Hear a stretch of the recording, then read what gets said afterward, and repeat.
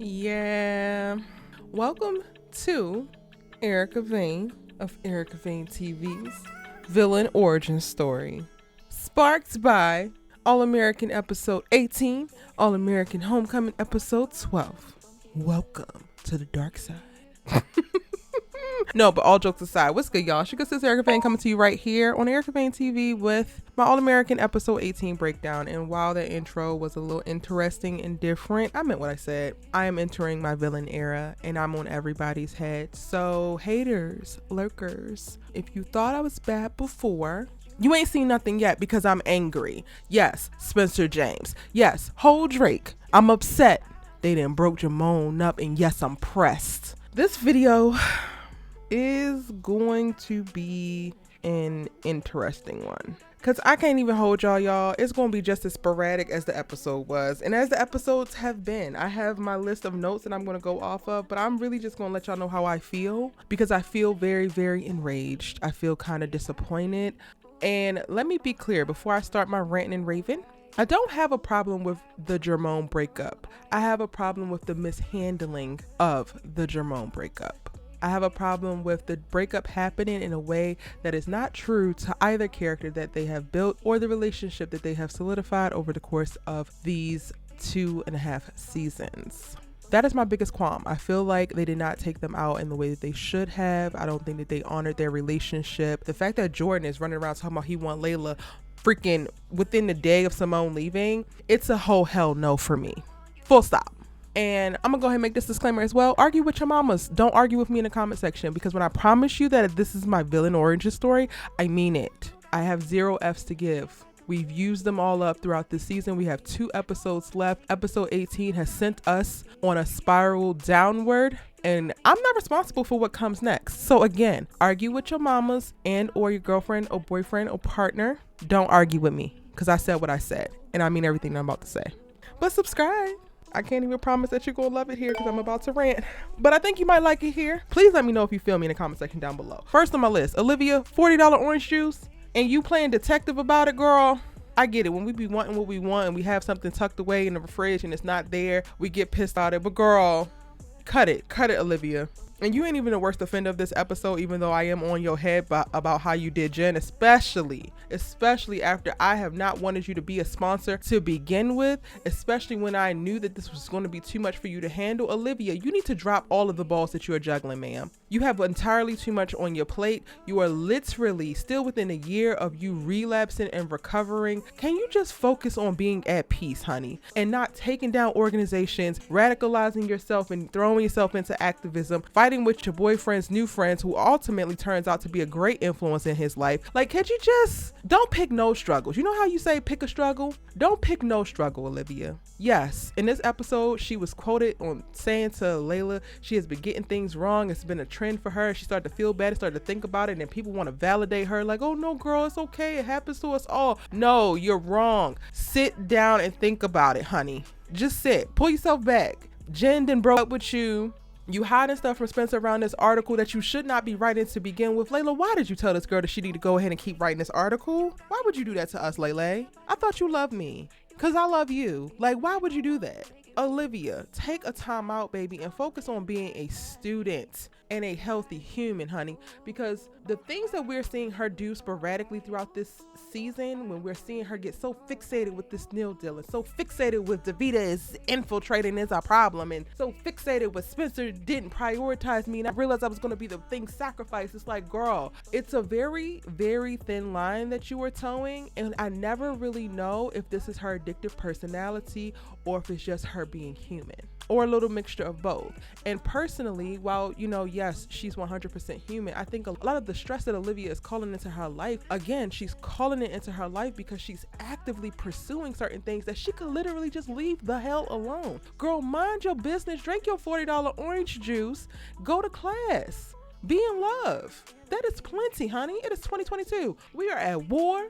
There's all types of craziness happening, dictators taking over. Girl, be happy and at peace. Leave everything else to somebody else, honey. Could you do that for me, Olivia? Because I really need it. At this point, I need a JORMONE support group because the fact that I have to now suffer through the rest of these 2 episodes with this breakup mishandled the way that it is. I don't need nothing coming from Olivia Baker. You're always going to give us a look, fashion, hair, and beauty wise. Now I need you to give us peace, honey. Give us peace. Layla giving out her little Dear John apology letters. It's a whole hell no for me. I get the sentiment. I understand it. I would have been fine with it had people started to apologize to her, but I am so over characters who have already atoned for different things, have already sought help, and have sought out trying to heal and grow, continuously apologizing to people who have not done the same. Spencer is a perpetual offendant of this as well. I don't need Layla to apologize to everybody else, and they didn't need it either. Starting off with Coop. Coop literally said, no girl, I understood. And yes, you could have been a friend to her and supported her through her BS, but at the end of the day, sometimes you have to choose between saving yourself, picking yourself, or trying to save and pick a friend. And Coop was not in a position to be saved or to be helped. She had patience for that. She had Spencer for that. She now has Asher for that. So Layla, you don't owe her no apologies. The fact that we're getting all these conversations and Dear John letters about all this other stuff and never getting this conversation between Spencer, Liv, and Layla is beyond me. And I'm gonna go ahead and, well, I'm actually not gonna let it go because this is my villain era, so I'm going to complain about it. And hey, if you're coming back, then get ready to listen to it because I'm not letting it go. But it is what it is. We're never getting that conversation, but yet we have to see her hand out Dear John apology letters when at the end of the day, all you did, honey, was take a second, boss up, and focus on yourself because you were putting everybody else first and they were walking all over you. Where's Olivia's Dear John letter apologizing to Layla? Where is Spencer's Dear John letter apologizing to Layla? I mean, he did try to apologize at Friendsgiving, but she wasn't ready. So when did you spinning the block, sir? Because I still wanted to see that land. I wanted you to say it and her receive it, and then I would be able to be at peace. But you know what? It's fine because JORMONE is sitting at the bottom of the ocean in Atlantis, and guess what? I'm sitting right there with her. I'm there. I'm never getting off this ship. I don't care how it has sank. It's perfectly fine. Again, I said what I said. And none of y'all try to convince me to come up out of water. I'm not. Moving on. Spencer waking up the Baker's house again. Why are you here? Get your ass on campus, Spencer James, because I'm tired. I am sick and tired. You don't want to do this apparel launch and Davita has been busting her butt for you and you don't want to be distracted and this and that. And meanwhile, Olivia is walking up talking about something. Did we wake you? We didn't wake you, did you? Why aren't you on campus? Why are they playing house like this at 18 years old? With whole lives and whole responsibilities. You're a collegiate football player, a star wide receiver on a big It's not realistic. We're gonna move on. Shout out to Olivia for needing to take the calls privately and keeping an NIL article from Spencer. Man, maybe you should have led with that. Since you're gonna do this goofy ass article to begin with, you should have just kept your mouth shut about it because we all didn't need to know. But at this point now it's creating a little bit of tension between you and Spencer. You saw how he gave her that look, y'all? But go off. The fact that this article is so important to her and she's on this like this, I just can't. I really just can't. On a more happier note, because I do want to break some of these ranting and ravens up with me being a little bit more positive. Carter's back and we kind of love seeing him reeling about choosing his career over his relationship or the position that he feels like he's being put in. He got a job offer to jump into politics in Northern California and he wants Grace to go with him because he don't want to, you know, walk out on their relationship, and it looks like they're gonna wind up trying to make the long distance work. I think that this could also be the episode where Carter might go back into his I hate Billy villain bag just because he literally went to Billy for advice and then come by the end of the episode, Billy offers Grace a job that's going to keep her in Crenshaw. And I know Carter was sitting there like, didn't I just tell you that I wanted to do this and this is my woman and I don't want to, and you ain't even run this by me? Now, with all due respect, Billy did not plan on doing that, but you know, let the chips fall where they may. And I ain't even mad if Carter swings on Billy again, because you know, this is villain Erica. Say that a few times fast. This is villain Erica, and pretty much anything goes. If we can't be happy, if JORMONE can't be together and be happy, then nobody can be happy. I'm really loving the King Crenshaw merch for Spencer. Davita's input in Spencer's life is utterly unmatched. Like, Davita and Layla make such a perfect team. Come on, branding and marketing for Spencer James. It's given. And not only that, but they're using Dillon's designs. They're making King Crenshaw a thing. I don't know how I feel about Spencer, you know, being called SJ by Wade and how Wade was moving about this episode. I will tell you, I was so distracted by some of the things that were happening that I really did not pick up that Wade was lying in the beginning, y'all. But by the end of the episode, we learned that he was lying because he ain't but a snake, you know. while he got the post going up talking about, oh, I was in the quarterback meeting, so it couldn't have been me. It's the carefully planning of the petty. Like, is it that big of a deal that you let the world know that you think that Olivia is a sneaky skank? Sir, you was dead wrong. You got caught. Unfortunately, you got caught because your teammate outed you to his sister.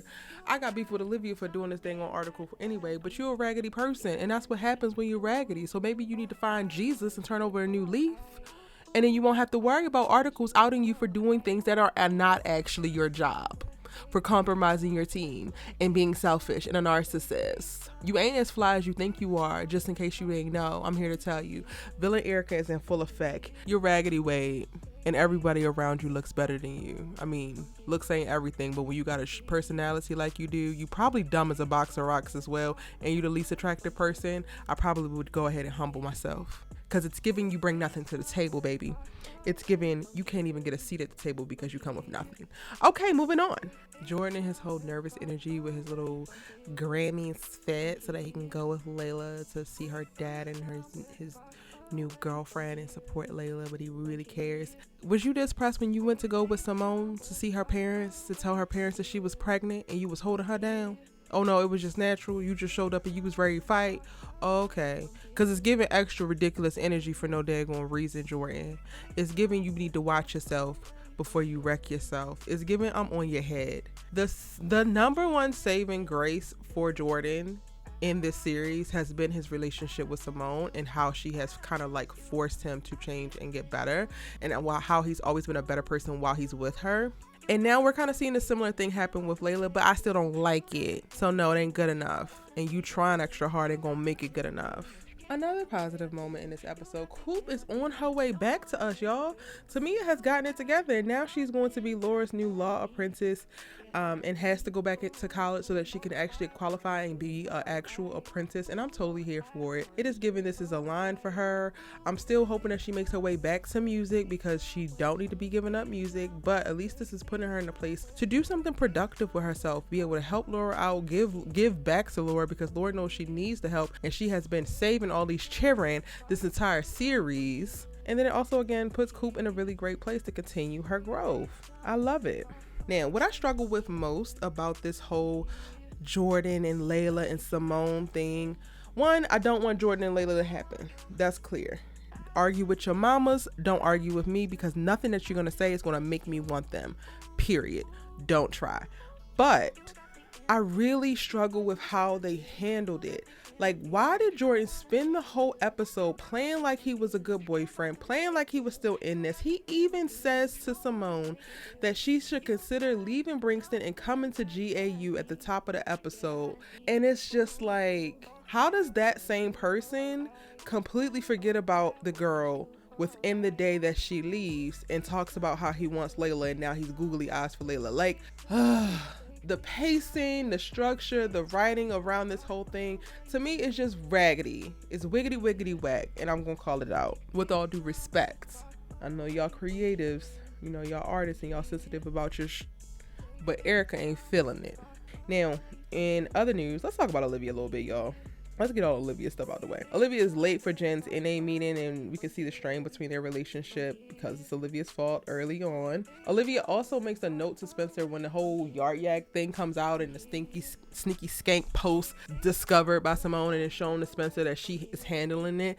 And while Jordan didn't get an attitude or anything, Spencer did, and I get him wanting to defend his girl, but she also said she was handling it. So I'm like, yo, let her actually handle it, because I actually trust that she had something up her sleeve. And while Olivia turned out to be correct about the whole Wade thing, even though it feels like it wasn't, and he created an alibi, she was still completely wrong when it came to Jen. She starts snooping through Jen's stuff later on, and this is one of the things that I think that solidified the choice for Jen to break it off with Olivia, because she felt like Olivia doesn't trust her, especially doesn't respect her enough to ask her like, yo, are you still using, or are you using again? Then she decided to dig through her stuff. She's showing up late for meetings. She's not actually reachable when she needs someone, and I'm just like, wow, Olivia, you know what it feels like to not be able to reach your sponsor. You know how you spiral. You know all of the things that was going on. One, this is another point of why I felt like Olivia was not ready to be a sponsor. But two, sis, I'm gonna need you to put more energy into this. Like, yes, you need to drop this dang on article, because if you missing calls from Jen, what, like, girl, Prioritize or don't. Drop everything, like I said at the top of this episode, because Olivia, I'm tired. Don't pick a struggle. Have no struggle. There's too much other stuff going on and I can't give you no attention, sis.